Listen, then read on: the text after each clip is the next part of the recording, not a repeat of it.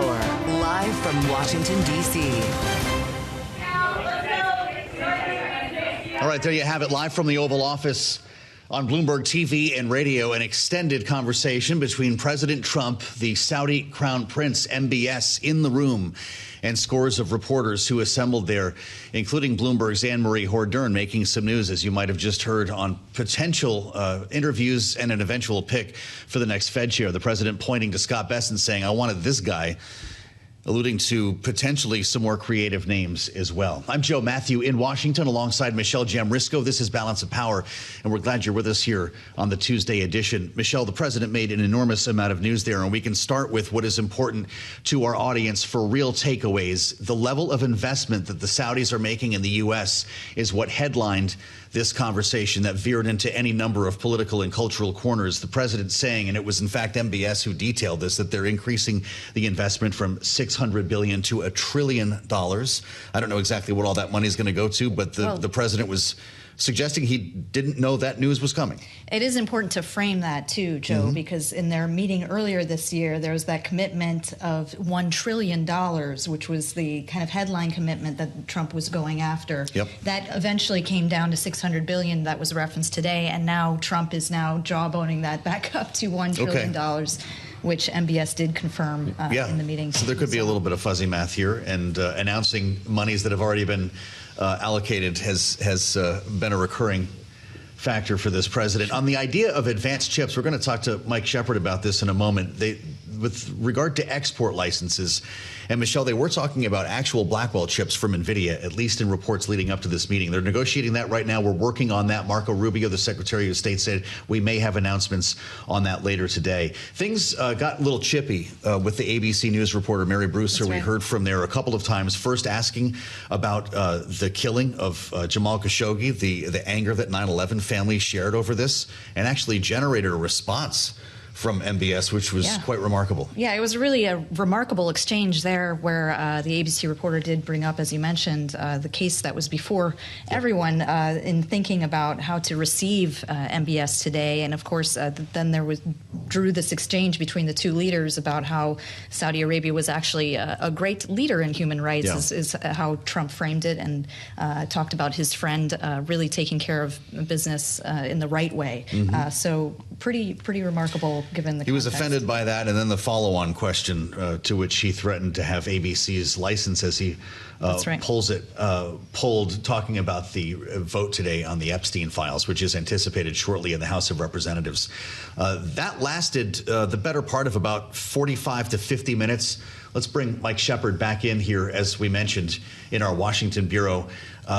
Mike, we just have to step back and acknowledge how remarkable this was. No one thought questions would even be taken by Mohammed bin Salman, never mind this raucous conversation that took place with questions from all corners. We tried to run through a lot of it here, but broadly speaking, this attempt to mainstream or normalize MBS is well underway. It really is, Joe. And Trump is leaning very heavily on this relationship that he has formed with the Saudi head of government, de facto head of state, really, in a way. And he is doing so not only with the trappings of the flyover of all the jets that coincided and heralded his arrival at the White House, but also with this appearance in the Oval Office. It's something we've seen him do with so many other foreign leaders, with Volodymyr Zelensky of Ukraine, you name it. And then tonight there will be a black tie dinner, not a state dinner with a capital S and D, Joe, but in all but name. And the president is really trying to roll out the red carpet in so many different ways to signify this relationship he has built with the Saudi leader. The top petroleum exporter in the world, Saudi Arabia, is critical to the president's vision for investment, and especially manufacturing here in the United States. You heard Mohammed bin Salman talk about his desire to expand and invest here in the U.S.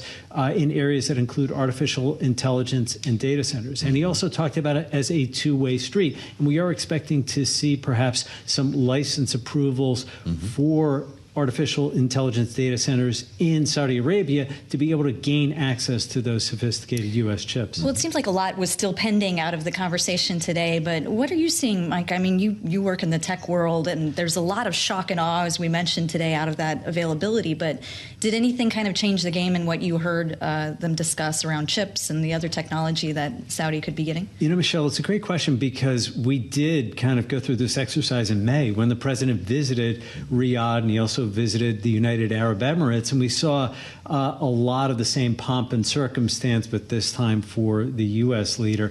And at that time, we did hear so much talk about deals. The question will be this time around, how much will be new? During the president's very first trip to Saudi Arabia after taking office in 2017, during his first term, we saw a similar unveiling of so many different agreements, yet a number of them were already in the works or have been forged or announced prior to his taking office. So what we'll need to see is how much is building upon what was discussed back in May during his first visit to the Middle East as of his second term in office, and then how much new we will see in terms of Saudi investment in the U.S. Like, what are we going to see happening here as well? You know, when there are big questions about the AI spend right now that we discuss a lot, the AI race, to what extent will Middle Eastern nations like Saudi Arabia and the UAE help to pay for our build out here at home?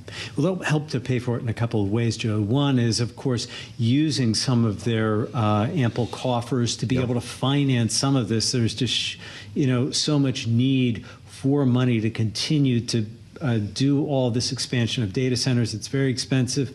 All those semiconductors are not cheap, nor is the steel and everything else that has to go into these AI factories, as Jensen Huang likes to think of them. But they're also going to be an engine, Joe, of how AI will be applied in the future. And we know that in the kingdom, they are pushing efforts into autonomous vehicles. This is something that, you know, we've heard the NVIDIA CEO talk about, and other big AI leaders, including Elon Musk of Tesla. They have talked a lot about this. And you can't do that kind of that kind of autonomous driving and other ventures without AI. Elon's at the big dinner tonight, right? And he is. He is scheduled to be there. It's quite a who's who on the list.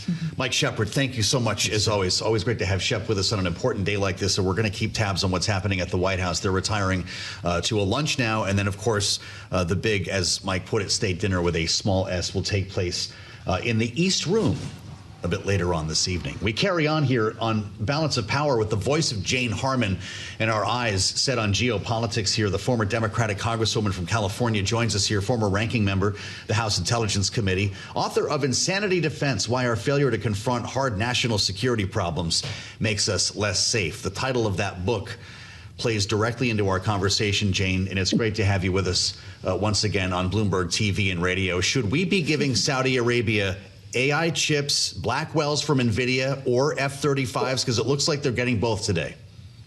They may be. My head is spinning. Talk about insanity defense. That was a whopper of a press conference. What'd you make of that session? I can't believe it even happened.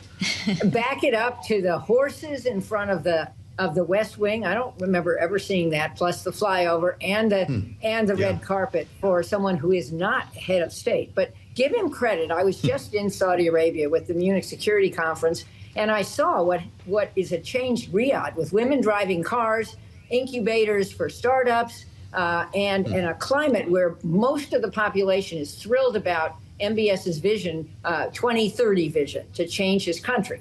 No discussion of human rights, and no real discussion of human rights here today either, which I thought was unfortunate. And I thought that the president's gratuitous criticism of Mary Brewster of ABC was way over the top and unjustified. But be that as it may, to answer your question, I think there will be more money from Saudi Arabia coming here, whether it's $1 trillion or not. It's kind of a soft number as I see it. How much will go into data centers? How much of it will go into job building? What I hear is that, unfortunately, AI may take away a huge number of jobs, especially of recent college graduates. So that needs to be factored in. But the economic relationship is pretty solid. There was also conversation about everything else, certainly including F-35s. And again, that's a little vague, but it does sound like we're sending Saudi Arabia the same planes that we send to Israel. which has never happened before, unless Congress intervenes. Congress has tried to block sales in the past, but not been successful. But that sale has been underway. There was no conversation, or I didn't hear it in all the flow of words about anything about civil nuclear capacity. I thought it was good that that was left off because that's very complicated, and I don't think vague promises would work there. But this is now a growing relationship. The other piece that was discussed was whether there will be some Saudi recognition of Israel. And that depends, as the Crown Prince said, on a path to two states. He's hanging in for that. And that was U.S. policy until this administration. And I, as an American, strongly believe that that is in Israel's security interest to agree to a path to two states. I don't know if Bibi Netanyahu's administration will survive in this form if he does. But certainly if Trump wants to settle wars, get huge numbers on the board, this torrent of words was in the correct direction. Well, Congresswoman, I want to pick up on one item that you mentioned. That is the F-35s, which we, among the laundry list of items that the Saudi ruler has asked for, that seems to be the most sure at this point. How would that change the balance of power in the region, the dynamics out there? If currently Israel, as you mentioned, is the one that has the F-35s. If Saudi gets them too, what does that change for better and worse? Well, Israel is unhappy about that. It's always had the qualitative edge in military aid, but this has been a very complicated period since October 7, and I think Israel's use of some of its material has been criticized, certainly by the United States Congress. So I think there may be an appetite to do other defense deals. It means a lot of money to the U.S. Trump was very careful. Let me underscore this because I know it's true for Israel too. I forget the use of words, but 2 or 3 words to say that this is not our most advanced software that F-35s contain in the United States. And there is a worry, of course, that Saudi has a deal with China, but I'm sure that to get these planes, they will have to promise that they won't share the technology. And, oh, by the way, I can imagine that China is probably pretty astute in trying to reverse engineer a lot of our material, not just to Saudi Arabia, but I'm okay with that deal. I think I'm not okay if we start on a path to sharing or permitting more nuclear developments in the Middle East, unless we absolutely know that won't spur an arms race and undo whatever progress Trump claims he's just made with Iran. That would be very unfortunate. Jane Harman, we're lucky to have you with us for a couple of reasons. We just have breaking news now coming from Texas and a pretty remarkable headline we didn't expect to see today. And you can put your hat on as a former member of Congress for this one to interrupt with a completely different story. Texas, the Texas redistricting map has been thrown out by a judge. Texas cannot use this new redrawn map drawn by Republicans in hopes of generating, another 5 additional Republican House seats. This is from a panel of 3 judges just ruling today, a massive blow to President Trump's efforts to redraw the congressional map. And it, of course, follows Prop 50 passing in California that you know a thing or two about, Jane Harman. Are we going to find that Gavin Newsom actually has the upper hand at the end of this event? Or are all these maps being redrawn off schedule going to be a problem now? Who knows? This redistricting arms race is very troubling to someone like me who was strongly for the commissions in California. But hey, if Texas is doing it, California's going to do it. This was a lower court decision, I'm sure, Joe. So it's going to be challenged, and let's see what happens as it goes up the ladder. And the California plan will also be challenged. I don't know where this ends up. I mean, some of the speculation is quite amusing that the people expect to win these seats may not win them. I just think it's a tragedy to the voters of the United States that the decade, the observance that is set out by the Constitution, that we redo the population statistics every decade, is not going to be respected. But I do understand why California did what it did in response to Texas. So let's see. I mean, this is one of the more exciting news days of ever. What else is going to happen in an hour? Isn't that true? My God. Certainly a lot to unpack here. Well, as that Texas ruling has come down, we certainly are also watching Indiana. Congresswoman, I wonder your thoughts on where things go from there. Of course, the president has been applying a lot of pressure on his fellow Republicans in the state. Well, I think it doesn't end there. I think a lot of other states are going to try to get into the game. Sadly, I think the game is sad. That is really my point. I think the decision of voters should not be interfered with. But be that as it may, I'm certainly not going to watch or sit by as some in this administration try to prejudice the fair votes of Americans in the next cycle. I don't think that's right. So let's see what the courts decide. As someone who cared intensely about the Voting Rights Act back in the day, I thought it was wonderful that we were enfranchising all voters. Now to see us disenfranchising voters is a really sorry chapter in the American democratic story. And one more point on human rights, because I think human rights were really not discussed in this press conference. I would say MBS has a way still to justify what happened a few years ago with the journalist Khashoggi. He didn't really face it in the questions today. And I would also say that our U.S. case for, moral authority is a bit tarnished lately, too, by some actions of this administration. And in both of those make me sad, because democracy needs to be robust in this world. It's the latter for the people of this world who deserve respect and opportunity. Jeanne, it's great to have you. Thank you so much for weighing in Thank you both. on all of these stories. That's, of course, Jeanne Harman, the former Congresswoman from California, former ranking member of the House Intel Committee, and pretty close to all of the stories that we're talking about here. Michelle, indeed, human rights did come up in that conversation. It was the aforementioned Mary Bruce, who the president singled out, excoriated in front of that room, referred to as insubordinate and a terrible person, never mind a terrible journalist. Speaking to Jamal Khashoggi, which she was asking about, the president said, you're mentioning somebody that was extremely controversial. A lot of people didn't like that gentleman you're talking about. And whether you like him or didn't like him, things happen. But he knew nothing about it, pointing to MBS. Remarkable to see that happen live. Remarkable at that point. And actually, Joe, if you remembered at the top of the remarks, the president said something to the effect that he appreciated human rights, among other things, as attributing to MBS being a great leader. So that was certainly part of the conversation throughout, while not intending to be on their part the subject that everyone takes away. Yeah, in terms of human rights and everything else, he said. We want to assemble our panel. We're going to stay live here as we go into overtime with now a third story that we're watching.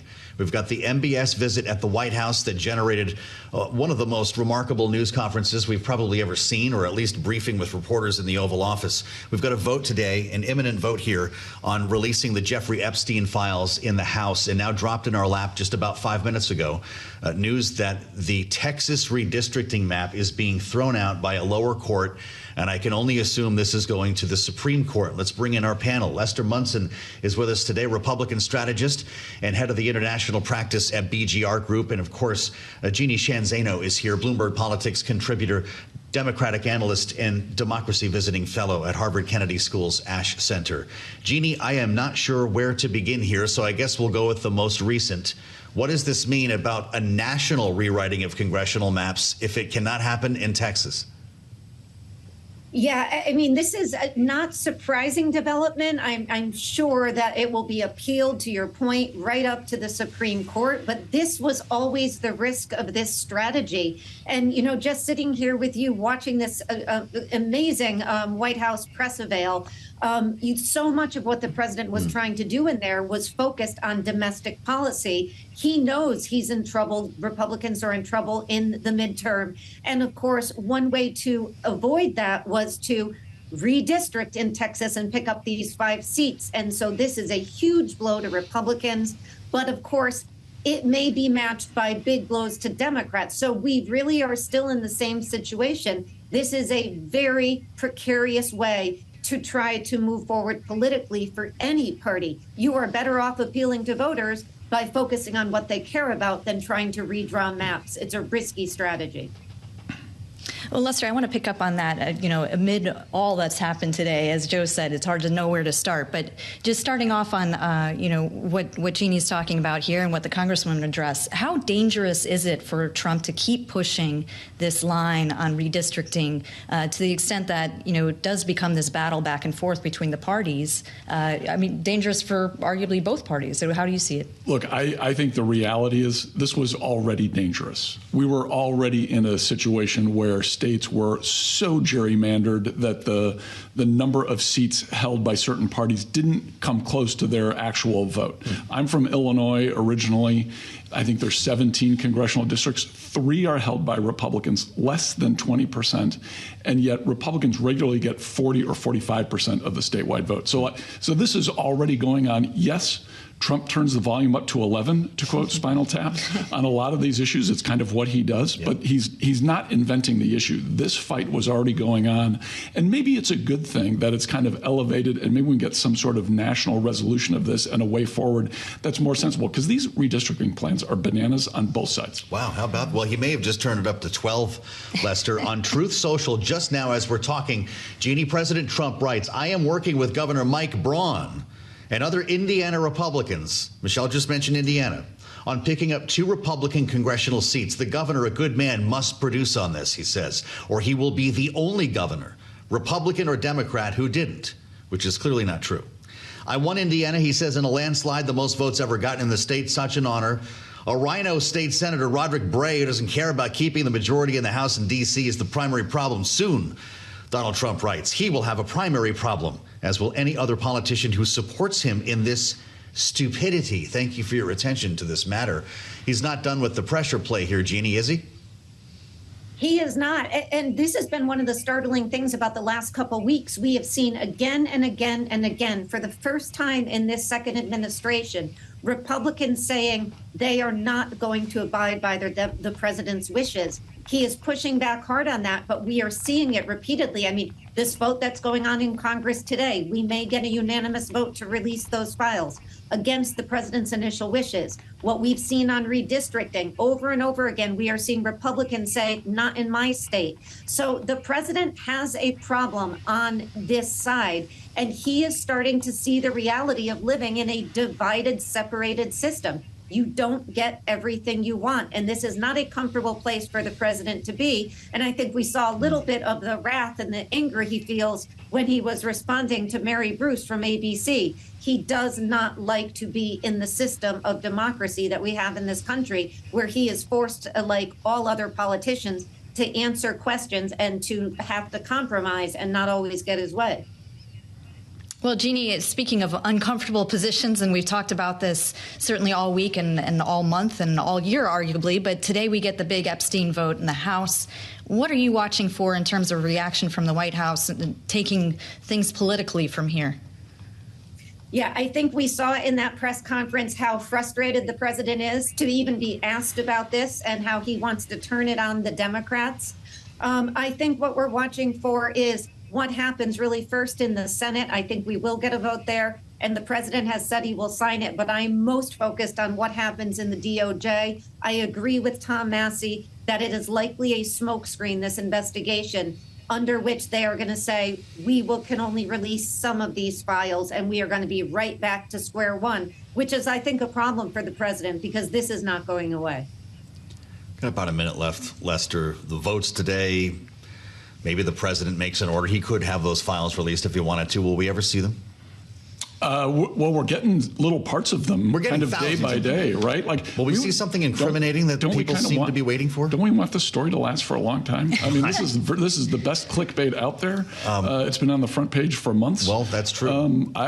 I don't know how it's going to end. I don't pretend to. The administration could release the files if they wanted to. Right. They don't need the congressional vote. Right. So there's a lot of kabuki theater going on here. Kabuki theater with none other than Lester Munson. Thank you, sir. And Jeanne Zaino, our great panel today. Bloomberg Politics contributor. Jeanne, thank you. Of course, we'll have much more straight ahead here on Balance of Power. In fact, we're going to spend some time with former Republican Congressman Denver Riggleman, who now runs an AI company, speaking to what's happening at the White House and knows a thing or two about the House of Representatives. We'll have that straight ahead here on Balance of Power, only on Bloomberg TV and radio. I'm Joe. Mathieu, having survived the near hour-long news conference, if we can call it that, a briefing with reporters in the Oval Office. And what is a big day here in Washington. MBS, the Saudi Crown Prince, visiting with Donald Trump, and they're going to have a state dinner following their meetings and lunch together. But we need a bit of a status check here because it's been an incredibly busy day.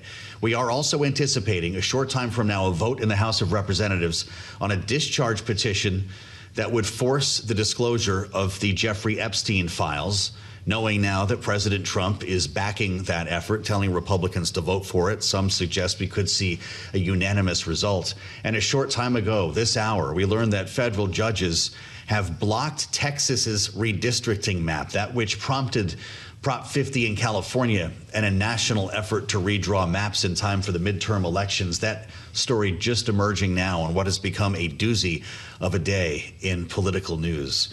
Michelle, we think about the proper voice at a time like this, someone with military and national security experience, has dabbled in the AI field, in fact, has his own AI company now, somebody who served as a Republican in the House of Representatives at the time that all this stuff with Epstein was happening. I think his name is Denver. I think he's a perfect guest to have on today, certainly, Joe. I mean, how's your heart rate? This is quite a day, a doozy of a day, as you say, in political news, and certainly a lot to still unpack from the MBS visit, which is ongoing, as you say, Yep. and through tomorrow we could be getting news about what these deals actually might mean. Indeed. And so the Denver I refer to, of course, is the former Republican Congressman Denver Riggleman, who's with us from Virginia. As always, Denver, it's great to see you. Thank you so much for joining us. We could talk about all of these stories or just one of them. I'm gonna get in with you here on AI because you know what it's like to actually purchase and operate a Blackwell chip, and it looks like the Saudis are going to be the next ones on the list here. With all the talk of national security concerns and export controls with China, is Saudi Arabia the right country to be next on the list? No, I think, what's amazing to me right now, Joe, and all the things that you see right now in the House of Representatives with the Chip Roys talking about, bringing up the Muslim Brotherhood conspiracy theories again and Sharia law conspiracy theories and sort of the ridiculousness and pushing this hate, this Islamophobia. I find it amazing you're not going to get a whole lot of statements about what you're saying in the news. That I just heard the update in the news, by the way, for both of you. My heart rate went up, specifically with Paramount. And I can tell you why sometime if you ever ask me about that. I'm like, oh, my goodness, there's so much there. But I think what you're looking at with Saudi, I think people in the country, the grown-ups, realize that you have to have certain relationships globally. But I think those global relationships have to be mature. And I think when you're talking about Blackwell chips, or you're talking about AI, you're talking about technology transfer. My question is, what other technology transfer does Saudi Arabia have? For instance, haven't they just received surface-to-air missile systems from Russia? And when you're talking about real DoD decision makers, real adults in the room, which I think there's a lack of in this administration, I think what you have to consider is, regardless of the relationships you have to have for certain strategic goals or objectives, you have to look at the government itself, but you also have to look at what happens with something called FME, foreign material exploitation. And the fact is, if we're providing chips or F-35s, we're providing technology, advanced technologies, and the Russians are there also with their technologies, they can exploit what we have without us having insight into that. And I just wonder if anybody's looking at any of this in any way that doesn't actually have decisions just based on what Donald Trump wants, whether it's for his own business interest or whatnot. So I think that's the thing that gets people who've been in the actual defense business, who've been in Congress, who've had to make serious decisions, that even with the press conference, again, the news, the updates, it's unbelievable.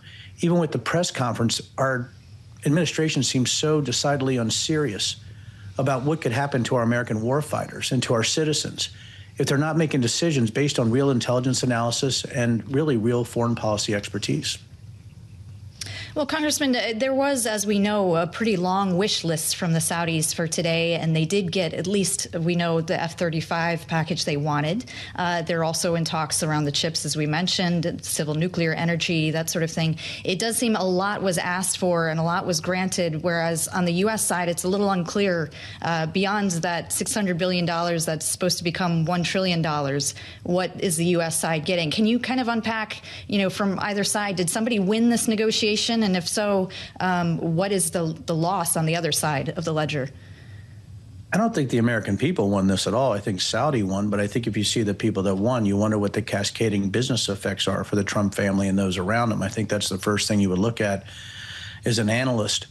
What is the win? Is it lower oil prices? What does that do, sort of economically for the larger oil and processing companies in our country? I think that's what you look at. Michelle, your question on the F-35 is one that bothers me. As a United States Air Force intelligence officer, my expertise were fighter jets. I was trained on intelligence on F-15s and F-16s, and then the supersonic bomber, the B-1. And that's after 9/11. I deployed 10 days after 9/11. So this is a subject that does get to me. Is that, for instance, if the Russians had signed a deal in 21 or 22 to deliver Pantsers, which the NATO designator is the SA-22, it's a surface-to-air missile system, does multi-layer defense with missiles and guns. People can look it up. You can Google it right now. Just Google the SA-22 Greyhound. But those are unclassified things that you're seeing, even the weaknesses. And my big fear, Michelle, is that if we're providing F-35s, are they utilizing F-35s in practice runs against the Pantsir or the SA-22? And what are the Russians learning about our weapon systems? Also, we don't know what the technology transfer looks like in the Middle East specifically, right? We don't know if those Blackwell chips are going to find their way into other hands, which was something we worried about with China and other Middle Eastern countries. And again, I just feel like we're not looking at this in a way that benefits the American people. It's a specific portion of those at the top of the government that look like they're trade dealing outside of what's good for America. And again, I wonder what the Republican side of Congress is going to do after they're screaming about Sharia law or about, the sort of Muslims, creeping into our country's infrastructure, the scary thing, right, Joe and Michelle? So I think, again, we have to be very, very careful when you don't have real decisions from professionals and you're doing this for personal gain or for other gains we can't see. What does that do to our war fighters in the future, and what does it do to our geopolitical standing in the future also? That is a scary scenario that you outline, Denver, and we need to pull you into some deep waters with regard to what's happening in the House today. I'd love to know what you're hearing from your former colleagues, if you believe as well that this discharge petition to release the Epstein files will receive a unanimous vote. And if you're also part of the chattering class now in Washington who says it won't matter because the DOJ has an ongoing investigation into the likes of Bill Clinton and other Democrats that will make it impossible for them to release any Epstein files. How are you looking at this? The best way for a squid to escape is to squirt a lot of ink. Right, Joe and Michelle? And I think, like that. So I think what you're saying is a massive amount of ink squirting going on in Congress right now. And for me, when you're talking about redactions, when you're talking about what kind of executive privilege he's going to invoke, when you're talking about the legal challenges, when you're talking about what this vote signifies, it's pretty interesting that they've had about 10 months to get their act together after they said they were going to release the Epstein files on day one. You guys remember the phase one binders, right? And the giddy influencers coming out with obviously empty binders.